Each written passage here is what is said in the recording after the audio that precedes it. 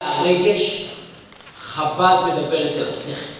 מי שנמצא פה בשיעור כל שבוע, אני מזמין את הציבור לבוא ולהשתתף. אנחנו שבוע הבא מתחילים את השנה השלישית של השיעור. מוי דאני לפניך אבשטר, אני באופן אישי מודה לקדוש ברוך הוא שלא האמנתי שאני אגיד שיעור שנתיים ברצף, ויש ברוך השם אנשים שבאים לשמוע.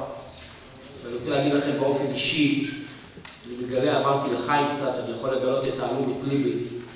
פעם ראשונה בחיים שלי שאני בעצמי לומד טניה ביסודיות כל כך, אחרי שלמדתי את זה בשביל כתב, בשביל גדל, אחרי שנגדל. אבל כשלומדים טניה כדי למסור, אני מגיד שיעור בניגלה, אני לא מגיד שיעור חסיד. בישיבה אני מסור שיעורים בשביל גדל, קיבוץ ד', קיבוץ בייס. כשאתה לומד סוגיה בשביל ללמוד אותה לעצמך, וכשאתה לומד סוגיה בשביל להעביר אותה לציבור, זה שני צבעי מלך. אני חוזר שוב על ההודיה לקדוש ברוך הוא, אני מודה לציבור שמגיע, שבזכותם אני בעצמי לומד טניה. אני בעצמי יוטס קיסלר אצלי היום אחר. אני באתי לכל יוטס קיסלר, אני רוצה להגיד לכם, אי לאו איוי מדקוגורים, אנחנו יושבים פה יחד, יש פה יהודים שאנחנו צריכים לקום. אני לא רוצה לעשות את זה כי זה יהיה פיוט פה, לא כולם בריקוד. היה מן הראוי לקום עכשיו, יש פה כמה יהודים שמקפידים על השיעור, והיה צריך לקום, לעשות ריקוד ביחד, להגיד תודה לקדוש ברוך הוא על כך שהביא לנו את יוטס קיסלר. יש לנו טניה, יש לנו חסידות, ואנחנו לומדים יחד חסידות, ונהנים מהאור של חסידות. ועל כל פון, נחזור לעניינים, אני לא רוצה לחזור, אני רק מדבר בערעור מילים. החסידות של אלתר רבי והחסידות של הבעל שם טוב, זה שני רמות של חסידות. חסידות הבעל שם טוב מדברת יותר וורטים, כמו שהזכרנו קודם. ועתו קודש יוישב תהילת ישראל. כל בעלי השיר נכנסים בשיר ויועצים בשיר. החסיד שבו, שנותן לך תרהר, אתה יכול להסביר לי אולי למה הניגון מעלה את המלוכים מעולם לעולם? אתה יכול להסביר לי בדיוק, אתה יכול להסביר לי בדיוק למה שהקדוש ברוך הוא שומע ברוך השם ועושה לו פרנסה? לא. למה? זה לא חב"ד. עדיין לא חב"ד. את החסידות זה נקרא חסידות חגת, החסידות של חגת, חסד גבור התפארת, רגש, וחב"ד חסידות. ככה זה היה נקרא בתקופה ההיא, הוא בחגת חסידים וחב"ד חסידים. היה שתי חסידים. אצלנו מקרבים חגת חסידים וחב"ד חסידים. אומר הרבה, יש פה שני, אנחנו הרבי אצל הרבי הכל היה מסודר. עידודו צווי דילים. אתה מכיר פה את הדבר. יש פה שתי דילים. צווי דילים. צווי דילים. כשבאים לדבר על חסידות מצד ירידת הדרך, שתי סיבות למה צריך חסידות. כשמדברים על חסידות מצד ירידת הדרך, אז למה חסידות צריך אותה היום? בשביל ירידת הדרך, מספיק תירת הבעל שם. למה? תירת הבעל שם טוב נותנת אור וחיות. היא מעוררת בעם ישראל את האמונה. היא נותנת חיות. ועתו קודש שישב תהילת ישראל. ידר רידיס בידירה בן יוכי. כל יהודי הקדוש ברוך הוא אוהב אותו כמו בן יחיד שנולד להורים שלו לעת זקנה. זה לא שכל, זה רגש. זה מעורר את הילד, זה מעורר את עם ישראל מהעלפון. אין יותר חילוקי מעמודס בעם ישראל. אין יותר בית כנסת של טבחים, פחחים, סנדלרים, תלמידי חכמים. בשביל זה מספיק תירת הבעל שם. שאתה רוצה להכין את עצמך למשיח, משיח ידבר שכל, משיח ידבר דרגס באלוקוס, לא שלם חיים קסם, משפיע לפני רב מלך מפותח. היה אומר, משה למועדו מורדני.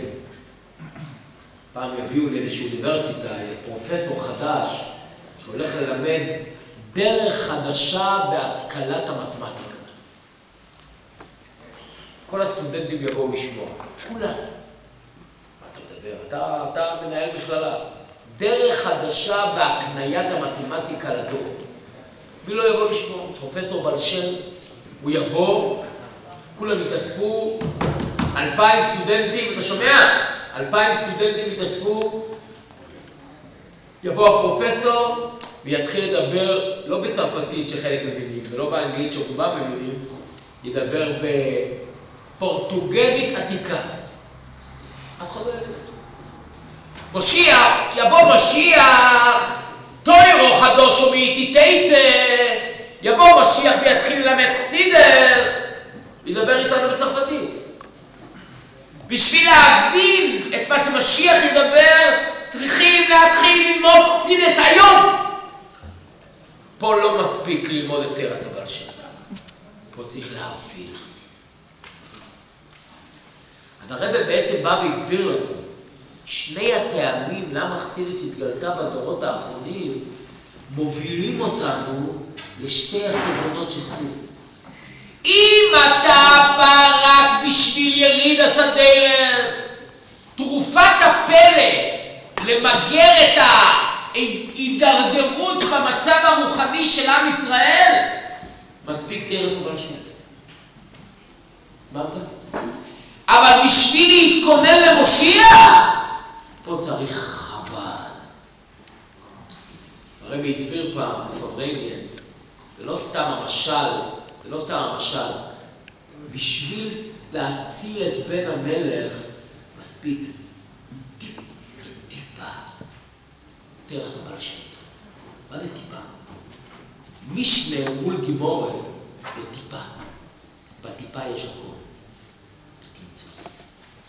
תרץ הבעל שם טוב יש בה הכל, כל חב"ד. אין מילה אחת בחסידות חב"ד. מסופר שאלתר רבי ישב במאסר, ואמרתי שהבעל שם טוב היה אצלו. אז הבעל שם טוב אמר לאלתר רבי לחזור מים בחסידות. אני רוצה לשמוע מה אתה אומר. ואלתר רבי התחיל מיימר, יש מחלוקת איזה מיימר הוא חזר. או דיבור מתחיל אחד, או דיבור מתחיל אחר, הוא חזר להם מיימר. אמר הבעל שם טוב לרב המגיד, זה ממש מה שאני לימדתי אותך. אין פה שום חדש. אין מילה אחת בחסידות חב"ד שלא נמצאת אצל הבעל שם טוב. כמו שאדם יגיד שאין מילה אחת בגימורה שלא הייתה במשנה. אז מה? אין חידושי בגימורה? בטח שיש חידוש. לאוילום ישנה אודום לתלמידוי בדרך קצור, ואחר כך אתה מלמד חינוך. לאוילום ישנה אודום לתלמידוי בדרך קצור. משנה. זה לא רק משנה. זה משנה לעומת גמרא, תורה שבכתב לעומת תורה שבעל פה, 10 הדיברות לעומת כל התורה שבכתב, 2 הדיברות הראשונות מול 10 הדיברות, הכל הולך כאן. תרץ הבעל שם טוב, תרץ חב"ד, תניא וכל חסידות.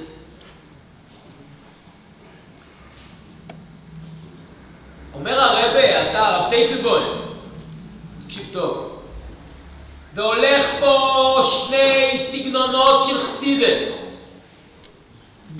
בחיים חיוסי של הרב המגיד היה קיטרוג על תרץ הבעל שם טוב הרב המגיד, על התרא של הבעל שם טוב הרב המגיד, לא על חב"ד חסידות. והיה קיטרוג, ואת הקיטרוג הזה אלתר רבי הסיר על ידי סיפור עם איזה משל? בן המלך. כי שם מדובר להציל את בן המלך יריד הסדרת. בשביל להציל את בן המלך מספיק טיפה אחת שתיכנס ותציל את בן המלך. הקיטרוג הזה באמת הסיר ונתן גושפנקה לתרץ הבעל שם טוב הרב המגיד. רואה רגע רבי ישי, אלתר רבי בא ואמר, יודעים איך אני אגדיר את זה? אלתר רבי בא ואמר, עד כאן היה מלחמת הגנה, להציל את בן המלך. היה על זה קטרוג, ואלתר רבי במשל שלו הסיר את הקטרוג. אני רוצה לא רק מלחמת הגנה, אני רוצה מלחמת תנופה, מגי ברי למושיע. זה אלתר רבי. אלתר רבי בא ואמר, אני לא הולך רק להציל את בן המלך. בן המלך כבר חי, אבל שם טוב והרב המגיד הצילו אותו על ידי חסידות הכלולית, על ידי החסידות של הבעל שם טוב והרב המגיד. מה אלתר רבי רצה? אלתר רבי רצה חב"ד. למה הוא רצה חב"ד? מגי ברי למושיע. הולכים להכין את העולם למושיע. הופה. על זה כבר לא יעזור לך משל מבן מלך. הבן של המלך כבר בריא, הבן של המלך כבר מסתובב, הבן של המלך כבר חי, הוא כבר נושם, הוא אפילו בועט. מה אתה רוצה? אתה רוצה להכריז שהגיע הזמן לתוימי חיים זוכו. הגיע הזמן לטעום מתירוסו של מושיע.